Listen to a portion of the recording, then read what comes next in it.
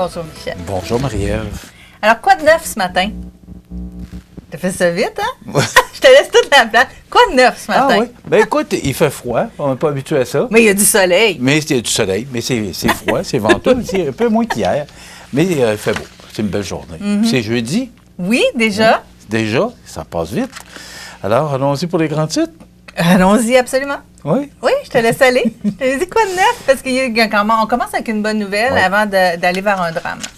Écoute, je te parle souvent de la région de l'Îlet, qui pour moi est une région très active. Oui.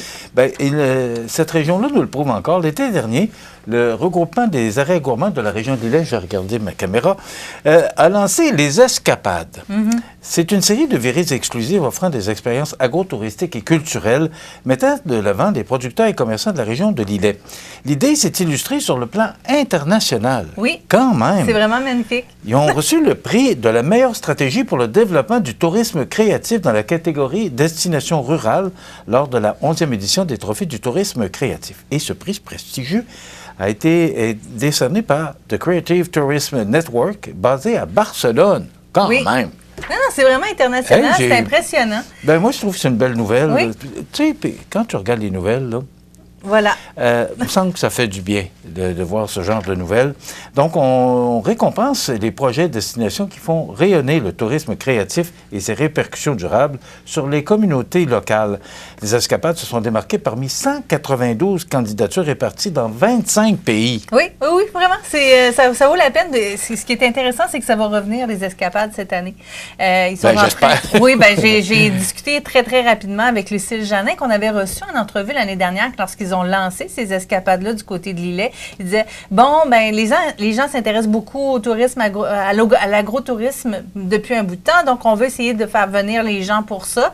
Et je pense que il y a eu une réponse favorable. Les gens ont participé. Il y en a eu tout au long de l'été. Ils en ont même ajouté à la dernière minute, entre autres avec Caron Danse, l'école de danse. Puis, là, ce qu'on me dit, c'est on travaille encore, puis on est vraiment content. Puis la prochaine saison s'annonce pas piquer des verres. Ben écoute, je pense que c'est motivant aussi de recevoir un tel prix. Le jury a souligné, Marie-Ève, l'originalité, l'authenticité et l'impact positif du projet sur le territoire, en plus de reconnaître la mission de protection du patrimoine immatériel, d'émancipation de la communauté et d'attractivité internationale. Oui, franchement, le chapeau à toute l'équipe. Félicitations. De l'Îlet. C'est vraiment, là, moi, je suis subjugué ce matin de voir un tel prix décerné à une petite région comme la MRC de l'Îlet.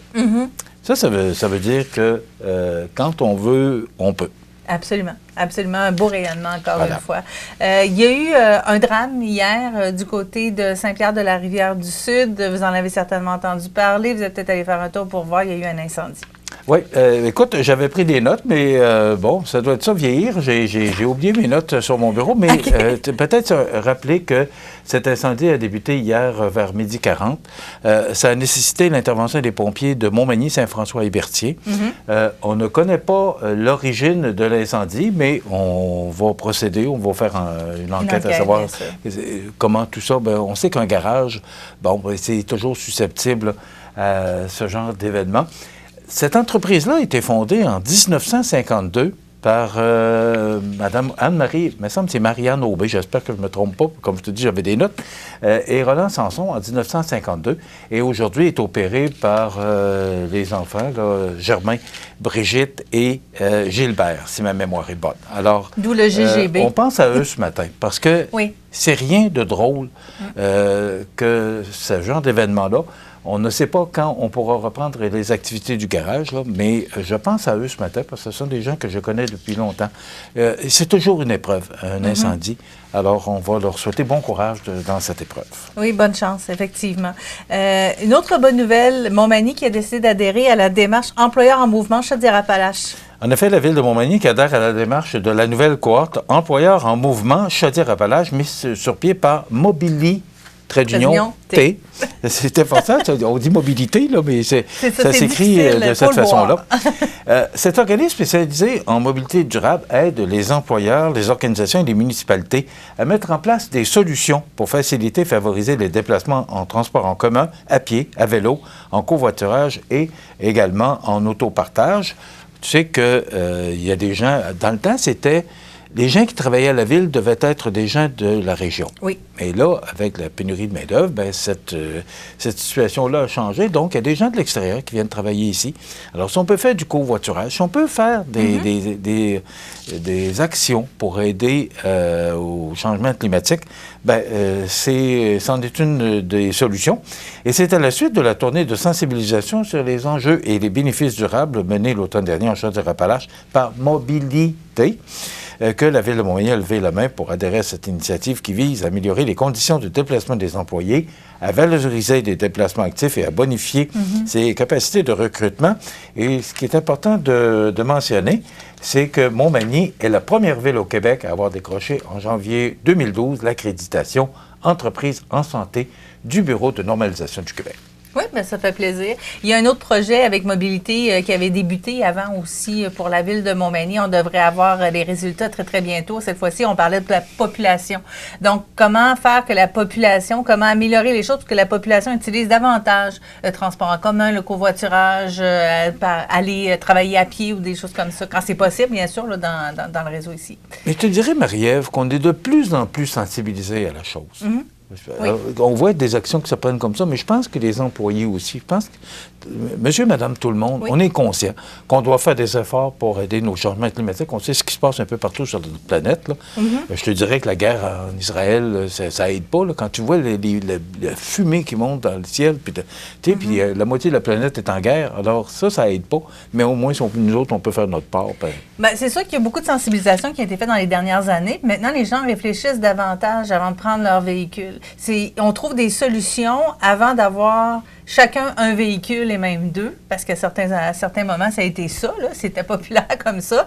Aujourd'hui, on pense, une famille, est-ce qu'on peut avoir juste un véhicule? Comment on peut s'organiser, justement, pour que ce soit viable? Même quand on disait qu'on est dans un territoire qui est très, très grand. Donc, les déplacements sont beaucoup plus longs à faire et le transport en commun est moins présent. Là, on ne se le cachera pas. Donc, à Québec, on y pense à ce genre de choses-là. À Montréal, il y a plein de gens qui n'ont pas de véhicule. En région, comment on s'organise? Juste pour aller faire l'épicerie. Mais tu sais, moi, je pense aux démarreurs à distance. Oui, il y en a de moins en moins. Quand on fait partir d'une journée froide comme aujourd'hui, là, on fait partir le démarreur à distance 10 minutes.